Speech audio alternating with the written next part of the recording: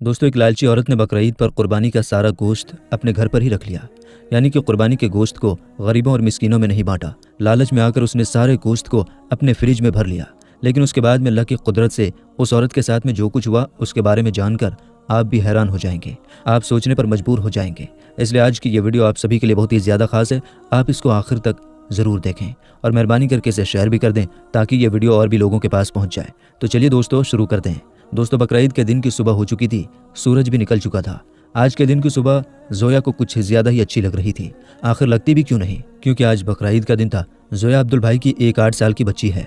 जोया के अब्बू जैसे ईद उल अज़हा की नमाज़ पढ़कर वापस अपने घर आए तो जोया खुश होते हुए अपने अब्बू से पूछने लगी, अब्बू जान, आज तो बकरीद का दिन है, आज तो हमारे घर पर गोश्त आएगा ना?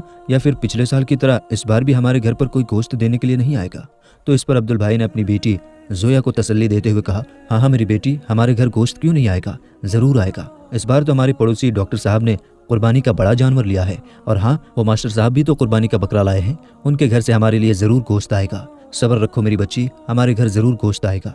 और फिर ये कुर्बानी का गोश्त तो होता ही हमारे लिए है। आज इमाम साहब भी मस्जिद में यही बयान कर रहे थे कि कुर्बानी के गोश्त के 3 हिस्से होते हैं। उनमें से एक हिस्सा गरीबों और मिस्कीनों का होता है। तो उस हिस्से में से हमारे घर ज़रूर गोश्त आएगा। ज़रा सब्र रखो, हमें ज़रूर गोश्त मिलेगा। अल्लाह पर भरोसा रखो। फिर ऐसे करते करते दिन के 12 बज गए, मगर अब्दुल भाई के घर पर कोई भी गोश्त देने के लिए नहीं आया। जोया ने फिर पूछा, अब्बू जान, 12 बज गए हैं मगर अभी तक हमारे घर पर कोई भी गोश्त लेकर नहीं आया है। तो अब्दुल भाई ने फिर अपनी बेटी को तसल्ली देते हुए कहा, मेरी बच्ची, ज़रा सब्र रखो, अभी तो उन्होंने जानवर ज़िबह किया होगा, अभी तो वो 3 हिस्से बना रहे होंगे। जब वो अपने काम से फारिग हो जाएंगे तो फिर वो अपने घर पर ज़रूर गोश्त देने के लिए आएंगे। जोया ने यह सुनकर कहा, अब्बू जान, हम गरीबों को तो साल भर में सिर्फ एक ही बार जी भर कर गोश्त खाना नसीब होता है, ये अमीर लोग तो साल भर गोश्त खाते रहते हैं। जोया की अम्मी को ये बातें सुनकर गुस्सा आ गया।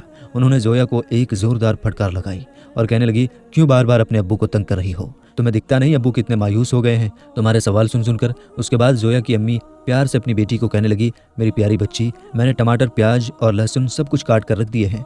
जैसे ही हमारे घर पर गोश्त आएगा मैं फ़ौरन ही तुम्हें गोश्त बनाकर दे दूंगी, फिर तुम जी भर कर खा लेना। ज़रा सब्र रख और अल्लाह पर अपना भरोसा रख। दोस्तों, ऐसे करते करते शाम होने लगी मगर कोई भी अब्दुल भाई के यहाँ गोश्त देने के लिए नहीं आया। अब तो जोया के घर वालों का भी सब्र टूटने लगा था, क्योंकि अब तो शाम के 4 बजने वाले थे। ये देखकर जोया मायूसी से अपने अब्बू से कहने लगी, अब्बू जान, अब तो 4 बज गए हैं लेकिन अभी तक कोई भी हमारे घर पर गोश्त लेकर नहीं आया। लगता है पिछली बार की तरह इस बार भी हमें कुर्बानी का गोश्त नहीं मिलेगा। इतना कहकर जोया फूट फूट कर रोने लगी। जोया को रोते हुए देखकर उसकी बड़ी बहन और उसकी अम्मी भी रोने लगी। बीवी बच्चों को रोता हुआ देखकर अब्दुल भाई की आंखों में भी आंसू आ गए।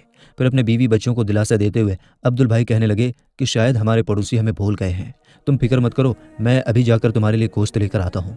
उसके बाद अब्दुल भाई अपने घर से निकलकर सीधे डॉक्टर साहब के घर गए।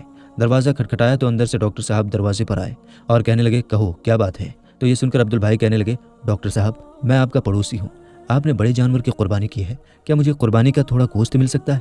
तो ये सुनकर डॉक्टर साहब मन ही मन बहुत नाराज़ हुए। फिर झूठी कहानी बनाते हुए कहने लगे कि हमने तो कुर्बानी का सारा गोश्त बांट दिया है, बस थोड़ा ही गोश्त अपने अपने घर पर रखा है। ये कहते हुए डॉक्टर साहब ने दरवाज़ा बंद किया और घर के अंदर चले गए। ये देखकर अब्दुल भाई मायूस हो गए और फिर धीमे धीमे कदमों से वापस अपने घर की ओर जाने लगे। रास्ते में मास्टर साहब का घर आया तो अब्दुल भाई ने सोचा कि चलो मास्टर जी से पता कर लेता हूँ, शायद यहाँ से कुछ कुर्बानी का गोश्त मिल जाए। बस यही सोचकर अब्दुल भाई मास्टर जी के दरवाजे पर पहुँच गए और दरवाज़ा खटखटाया। अंदर से मास्टर जी बाहर आए तो मास्टर जी को देखकर अब्दुल भाई कहने लगे, मास्टर साहब, आपके घर पर कुर्बानी हुई है, क्या मुझे कुर्बानी का थोड़ा गोश्त मिल सकता है? तो ये सुनकर मास्टर जी ने बड़ी बड़ी आंखें बनाई और कहने लगे कि तुम यहीं रुको, मैं ज़रा अंदर जाकर पता करके आता हूँ। उसके बाद मास्टर साहब घर के अंदर गए और थोड़ी देर के बाद एक थैली हाथ में लेकर वापस बाहर आए। उन्होंने वो थैली अब्दुल भाई के हाथ में थमा दी और फिर इस तरह से दरवाज़ा बंद करके भागे जैसे वो कोई बम फेंक कर भाग रहे हों। खैर, हाथ में थैली देखकर अब्दुल भाई बहुत खुश हुए और फिर खुशी खुशी अपने घर पहुँच गए। अब्दुल भाई के हाथ में गोश्त की थैली देखकर उसके घरवाले भी बहुत खुश हुए। उन्होंने जल्दी से वो थैली लेकर उसको खोल कर देखा तो उसको देखकर सब घरवाले रोने लगे, क्योंकि उस थैली में से 2-4 गोश्त के टुकड़े और बाकी की चर्बी थी। ये देखकर अब्दुल भाई ने बेबसी से अपने घरवालों की तरफ देखा और कहने लगे कि शायद इस बार हमारे नसीब में कुर्बानी का गोश्त नहीं लिखा है। इतने में जोया की अम्मी कहने लगी, इतने नाशुक्रा मत बनो, अल्लाह ताला बहुत बड़ा और रहम करने वाला है। मैंने टमाटर और प्याज काट कर रखे थे, चलो मैं आपको उसी की चटनी बना देती हूँ। हम सब यही चटनी खाकर अल्लाह का शुक्र अदा करते हैं। दोस्तों, उसके बाद जोया की अम्मी चटनी बनाने के लिए रसोई घर में चली गई। इतने में बाहर से किसी की आवाज़ आई, अब्दुल भाई, अब्दुल भाई। अब्दुल भाई ने बाहर जाकर देखा तो देखा कि बाहर मंसूर चाचा खड़े हैं। मंसूर चाचा बाजार में सब्जियों का ठेला लगाते हैं। उनके हाथ में एक थैला था जिसमें 3 से 4 किलो गोश्त भरा हुआ था उन्होंने कहा कि मेरा बेटा आया है, शहर से हमारे लिए बहुत सारा गोश्त लेकर आया है, हम इतना खा नहीं सकते, हमने अपनी ज़रूरत के हिसाब से घर में गोश्त रख लिया है और बाकी का गोश्त मैं आपके लिए लेकर आया हूँ। आप भी अपने घर में गोश्त पकाएं और खुशी खुशी के साथ बकरीद का त्यौहार मनाएं। इतना सारा गोश्त देखकर अब्दुल भाई के घर में खुशी लौट आई और सबने मंसूर चाचा को बहुत दुआएं दी और अल्लाह का शुक्र अदा किया। उसके बाद जोया की अम्मी ने जल्दी जल्दी गोश्त पकाया और अपने बच्चों को पेट भर कर गोश्त खिलाया। उसके बाद अब्दुल भाई के सब घर वालों ने कुर्बानी का गोश्त खाकर अल्लाह ताला का लाख लाख शुक्र अदा किया। अब दोस्तों इधर आप अल्लाह की शान देखिए, उसी शाम को एक जोरदार तूफान आ गया। उस तूफान की वजह से शहर की सारी लाइट अस्त व्यस्त हो गई, जगह जगह पर बिजली के खंभे गिर गए, कई जगह पर बिजली के तार टूट गए। इस वजह से फिर अब्दुल भाई के शहर में 2 दिनों तक लाइट नहीं आई। उसके बाद अगले दिन अब्दुल भाई ने देखा कि डॉक्टर साहब और मास्टर साहब कुर्बानी का सारा गोश्त घर से बाहर फेंक रहे हैं, क्योंकि बिजली ना होने की वजह से उनके फ्रिज वगैरह सब कुछ बंद हो गए थे। इस वजह से उनका रखा हुआ सारा गोश्त खराब हो चुका था। अब कुत्ते उस गोश्त पर झपट्टा मार रहे थे। ये देखकर जोया ने कहा, अब्बू जान, क्या कुर्बानी का गोश्त कुत्तों को खाने के लिए भी होता है? तो ये सुनकर डॉक्टर साहब और मास्टर साहब की आंखें शर्म से झुक गई। दोस्तों याद रखें, कुर्बानी अल्लाह की रज़ा के लिए की जाती है, ना कि गोश्त खाने की नीयत से। कुर्बानी के गोश्त के 3 हिस्से होते हैं। इनमें से पहला हिस्सा आप गरीबों और मिस्कीनों में बांटें, दूसरा हिस्सा आप अपने रिश्तेदारों और पहचान वालों में बांटें और तीसरा हिस्सा आप अपने घर में खुद के लिए रखें। इसलिए आप जब भी कुर्बानी करें तो गोश्त का पहला हिस्सा गरीबों और मिस्कीनों में ज़रूर बांटें। अगर आपके घर में कुर्बानी का गोश्त ज़्यादा हो गया है तो उसको फ्रिजों में भर भर कर जमा ना करें, बल्कि उसको आप गरीबों और ज़रूरतमंदों में बांट दें।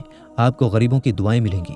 अगर किसी गरीब घर के बच्चे कुर्बानी का गोश्त खाएंगे तो आपको सवाब भी मिलेगा। इसलिए इस बार आप कोशिश करें कि इस बार आप ज़्यादा से ज़्यादा गरीब लोगों तक कुर्बानी का गोश्त पहुंचाएंगे। दोस्तों ये कोई कहानी या किस्सा नहीं है, बल्कि ये आज की हकीकत है।